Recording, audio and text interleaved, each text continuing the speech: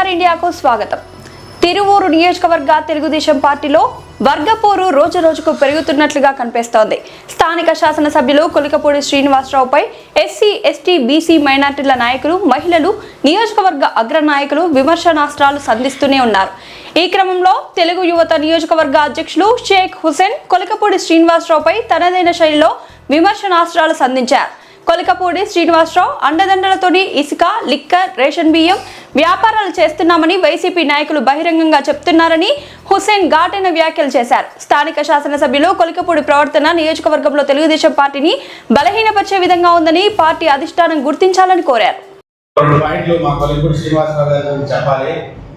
YCP నాయకులే, Khammampadu YCP నాయకులు కానివ్వండి, తిరువూరు నాయకులు కానివ్వండి, మీ ఎమ్మెల్యే అండదండలతోనే మేము ఇసుక వ్యాపారం చేస్తున్నాము, రేషన్ బియ్యం వ్యాపారం చేస్తున్నాము, లిక్కర్ వ్యాపారం చేస్తున్నామని వాళ్ళే బహిరంగంగా మాతో చర్చించుకునే పరిస్థితి వచ్చింది. ఈ రోజు పోలీసులు చేస్తున్నటువంటి దర్యాప్తులో నీ బండారం మొత్తం బయటపడింది.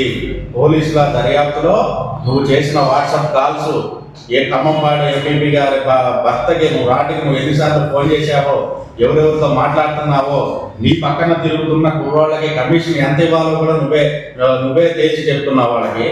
ఇంకోటి ఏంటంటే, ఇంకొక ముఖ్యమైన పాయింట్, నువ్వు తిరువూరు నియోజకవర్గం మొత్తం అంగన్వాడీ పాలు పిండి తోలే కాంట్రాక్టర్ని బెదిరించావు. దీనికి మెయిన్ సాక్ష్యం నేనే.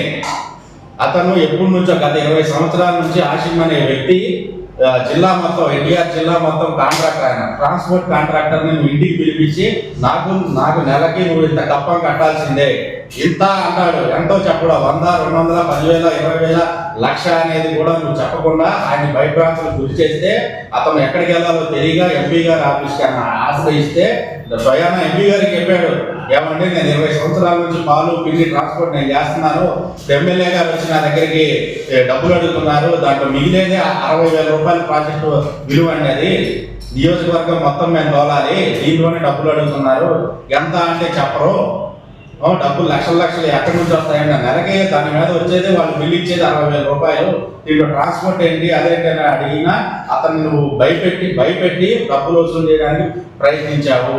నెంబర్ 1. దాని తర్వాత నీ చుట్టుపక్కల నీతో తిరిగే కుర్రాళ్ళతో బైపాస్లో కానీ ఎక్కడ కానీ తెలంగాణ బోర్డర్లో కుర్రాళ్ళని పెట్టి ఏ దారి వచ్చినా సరే ఫోన్ చేసి వాళ్ళ దగ్గర దౌర్జన్యంగా డబ్బులు తీసుకుంటున్నావు. ఎందుకని నువ్వు చేసే పనులన్నీ ఇలానే ఉన్నాయి. ఈ రోజు పోలీస్ దర్యాప్తులో సాక్ష్యాధారాలతో సహా నీ బండారం బయటపడింది. ఇక నువ్వు మోసం చేసి నీకు ఒక సామెత నాకు గుర్తుకు వస్తుంది, మేడి పండు చూడు మెలిమై ఉండును, పొట్ట విప్పి చూడు పురుగులున్నారు, వేమన పద్యము సరిగ్గా నీకే సూట్ అవుతుంది. ఎందుకంటే నీలాంటి వ్యక్తులే ఇదివరకు కూడా ఉన్నారు కాబట్టి వేమన గారి కాలంలో కూడా ఆయన రోజు ఆ పద్యాలు వచ్చాయి. దీనికి నిదర్శనం, నీకు ఆ పద్యం నీకు తక్కువగా సూట్ అవుతుంది. నీ బండారం బయటపడింది. నీ పీడ తిరువూరు నియోజకవర్గ ప్రజలకి నీ పీడ వదిలే రోజులు దగ్గరలోనే ఉన్నాయి.